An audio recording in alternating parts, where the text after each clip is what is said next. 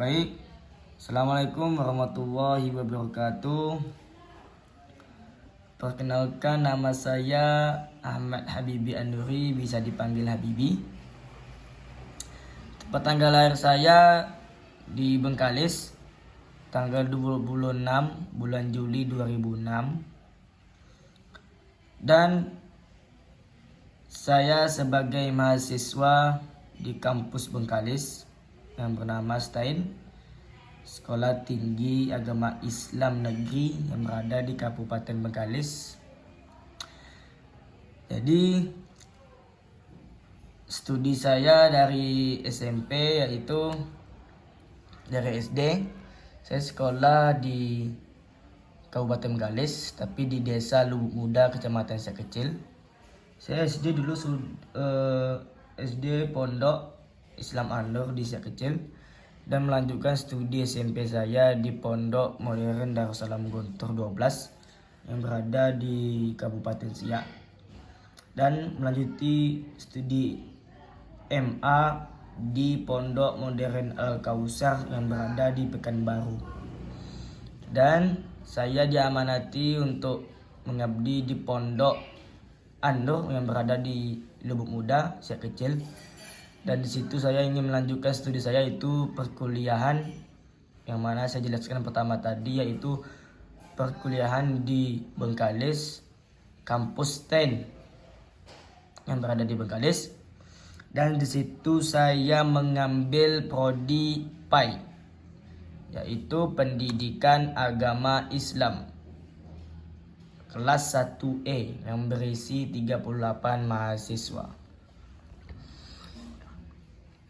Dan di perkuliahan ini saya mengambil yang untuk orang kerja, yaitu reguler B. Jadi saya kuliah cuma 2 hari, itu cuma hari Jumat sama hari Sabtu. Jadi saya dikasih tugas sama dosen makul mata kuliah aplikasi komputer untuk menjelaskan kunci-kunci membuat makalah yang simpel, baik, dan benar. Jadi saya pun sebagai memperjelas, saya pun masih pemula, dan saya sini akan menjelaskan semampu-mampunya saya untuk menjelaskan cara membuat makalah tersebut. Jadi teman-teman, saya tidak akan memperpanjang mukadimah. Jadi di sini saya akan memperjelaskan kayak mana membuat makalah yang baik dan benar. Di sini kita akan buka Microsoft Word. Di sini saya menggunakan Microsoft Word. Di sini saya ada contoh makalah yang sudah saya buat. Jadi sebelum kita membuat, kita harus tahu dulu apa itu paragraf. Paragraf itu adalah satu kesatuan ide atau pemikiran yang terdiri dari beberapa kalimat yang saling berkaitan. Biasanya paragraf itu dimulai dengan kalimat utama yang mengungkapkan ide pokok dan diikuti oleh kalimat-kalimat yang lain. Dan apa fungsi paragraf tersebut? Fungsi paragraf tersebut adalah untuk mempermudah pembaca memahami pesan atau informasi yang telah kita buat. Jadi contoh paragraf itu yang mana? Jadi ini contoh paragraf tuh. Ini contoh paragraf.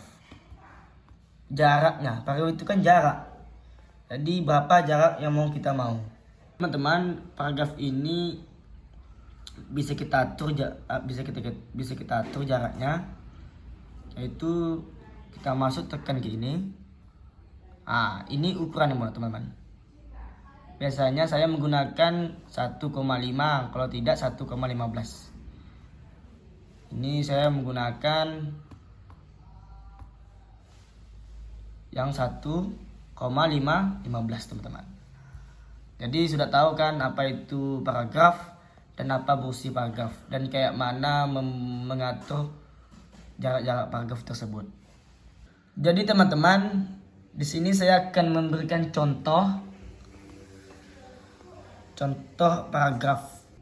Di sini saya akan membuka lembaran baru dari Microsoft Word. Nah, ini saya akan kasih contoh paragraf yang dari kiri. Misalnya kita kasih contoh Bismillah.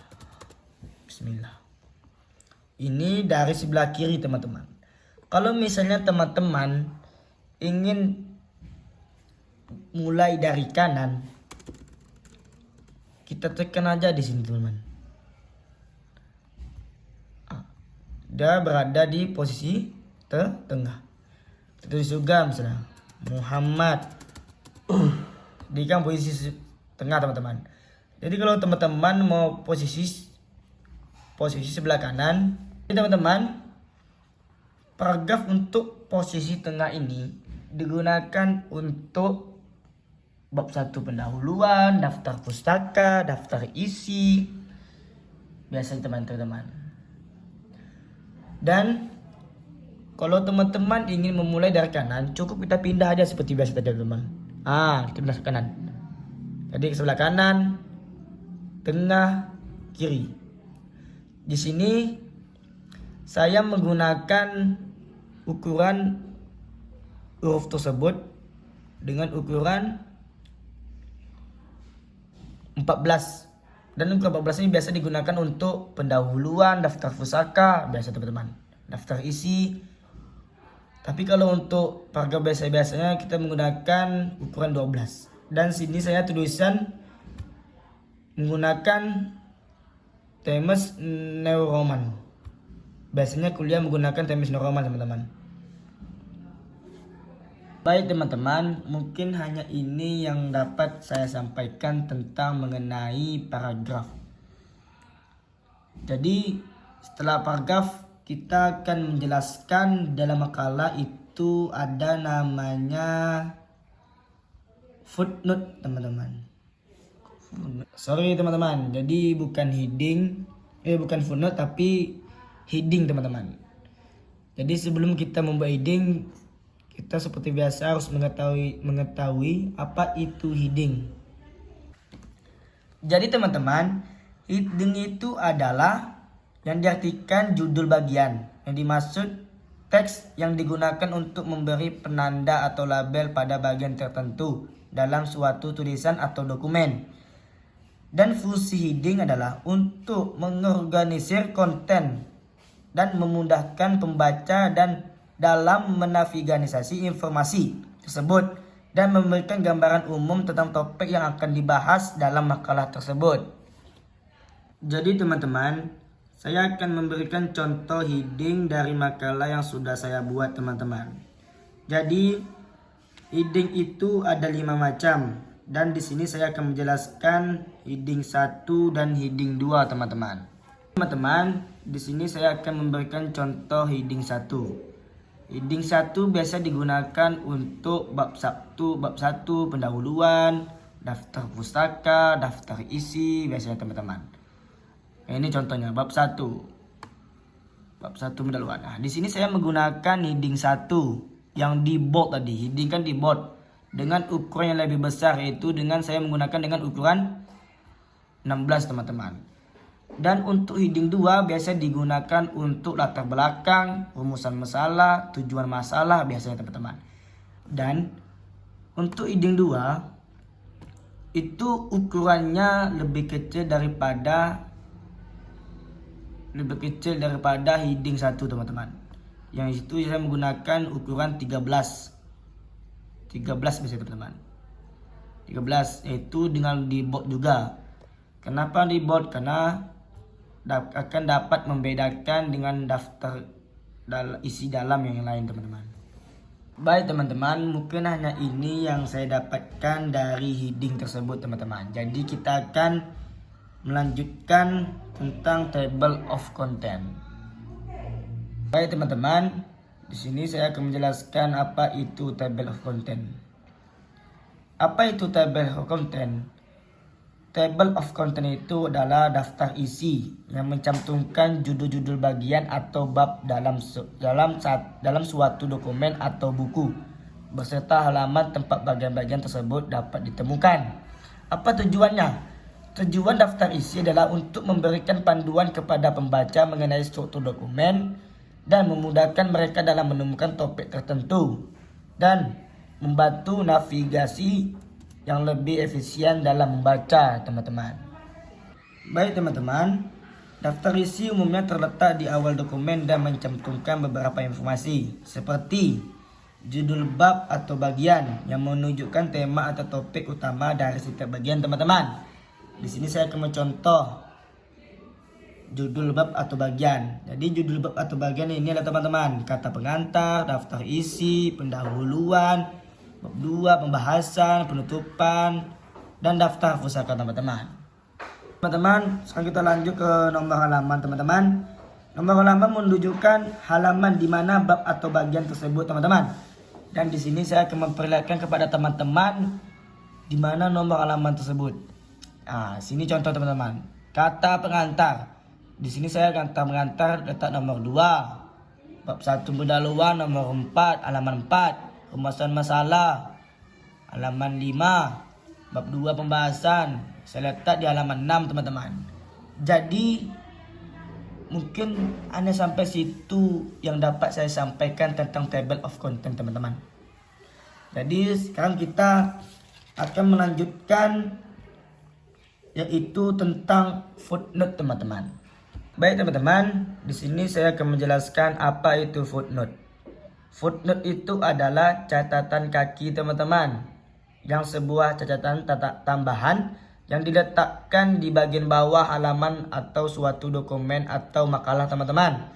Biasanya footnote digunakan untuk memberikan penjelasan lebih lanjut atau referensi atau sumber informasi yang relevan dengan teks utama tanpa mengganggu alur pembacaan. Biasanya footnote ditandai dengan angka atau simbol kecil di akhir kalimat atau frasa tertentu yang membutuhkan klarifikasi atau sumber tambahan, teman-teman. Nomor atau simbol tersebut kemudian dipasangkan dengan penjelasan atau sumber tercantum di bagian bawah halaman, teman-teman. Biasanya footnote sering digunakan dalam tulisan akademik, teman-teman, atau karya ilmiah atau buku referensi atau memberikan detail lebih lanjut. Baik, saya akan menunjukkan atau melihatkan footnote yang sudah saya buat. Di sini, jadi ini footnote itu angka kecil, yang angka kecil di bawah biasanya, teman. Angka kecil. Contohnya misalnya, Nasir Mansur adalah suatu teori yang sering diperdebatkan oleh ahli sampai ke terdapat dalam Al-Quran. Yang mana saya jelaskan tadi footnote itu di akhir kalimat ada angka kecil. Di sini ada angka kecil 4, teman-teman. Jadi yang referensi tersebut dari buku Ramaliyah Haji dan Putra dan selanjutnya Nasir wa Al-Mansur Al-Mujam. Jadi itu ini masukkan footnote. Mungkin hanya itu yang dapat saya sampaikan. Dan sekarang kita akan melanjutkan ke page number.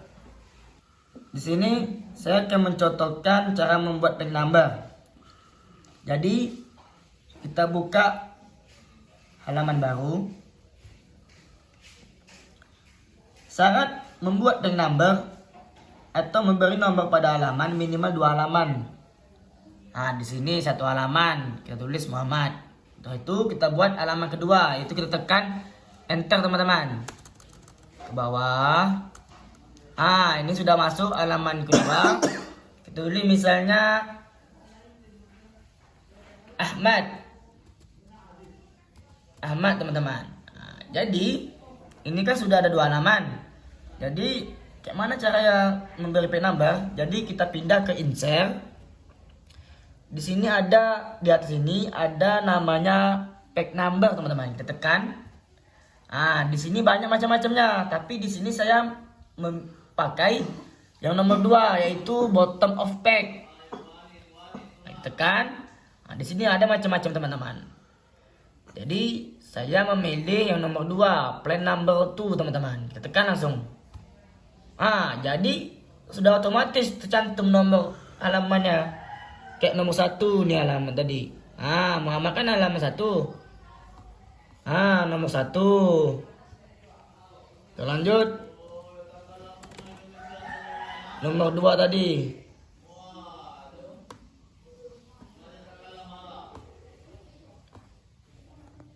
Muhammadnya di nomor 1 dan di halaman 2 itu Ahmad yang saya tulis tadi, contohnya Ahmad ya.